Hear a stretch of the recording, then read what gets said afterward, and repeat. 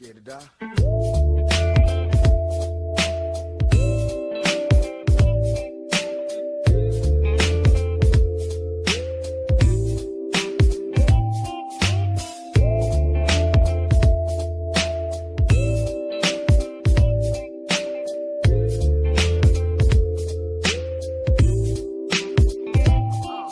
อยากจะฝากบทเพลงนี้ไว้อีก10 ปีข้างหน้าในวันที่โลกไม่น่าอยู่และคนหมู่มากแทบบ้ายังคงถามตัวเองในทุกเวลาว่าภายภาคหน้าต้องการอะไรจะจบชีวิตแบบเศรษฐีหรือพอมีแค่แบบลากหญ้าหนทางข้างหน้าจะอยู่รอดหรือจบลงกลางคันจุดหมายที่เราต้องไปมันไม่ได้จบลงแค่ทิศทางตันตลอดทางหรือจุดหมายที่ใจเจ้าคิดเป็นรางวัลยังหลงในสิ่งผิดยังยึดติดไม่เคยต้องการมันเล่าในความฝันที่ใครเขาบอกว่ากูเกินเด็กใส่โอเวอร์ไซส์หลุดตูดหัดเดินเป็ดแต่ก็อดไม่ได้ที่อยากจะย้อนคืนวันผ่านมานานแค่ไหนก็ยังคงคิดถึงมันเหมือนตอนเขียนคำลงกระดาษครั้งแรกจนต้องเตือนตัวเองให้ไม่พลาดพลั้งแน่หลงตามกระแสนิยมก็คงจะยากยังแย่ลงอีกโลกไม่อภิรมย์ก็อย่ามาคาดคั้นแค่คน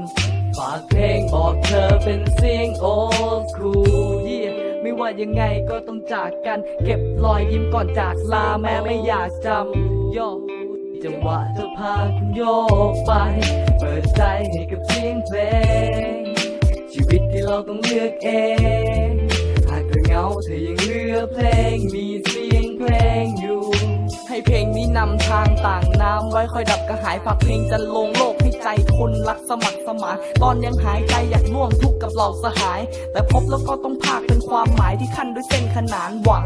เคยหวังและยังคงหวังอยู่เด็กน้อยยังไม่เข้าใจเหตุใจต้องจากที่เขาถามปู่เขาได้คำตอบว่าต้องจากเมื่อไรถึงจะถามถูกแต่พบแล้วก็ต้องจากจึงอยากให้ฝากไว้ได้3 จูบแรกให้เพลงเป็นสื่อถึงอีกหลายๆคนตระหนักในทุกขณะว่าสูงสุดก็ต้องมาลายลงอีกจูบฝากไว้กับโลกให้ทุกโศกคอยพัดกับสายลมฟังเพื่อตอบโจทย์ในแง่ประโยชน์ยังคงต้องฉายวนลาสคิดแดกกันพบภาคแล้วก็จากลาละลึกเอาไว้เสมอถึงผู้คนที่ร่วมลำบากมาถึงตัวต้องจากแต่ที่เราฝากมันคือศรัทธาไม่ว่าจากคุณจากผมจากทุกๆคนหรือว่าจากใครเพลงบอกเธอเป็นเสียงโอ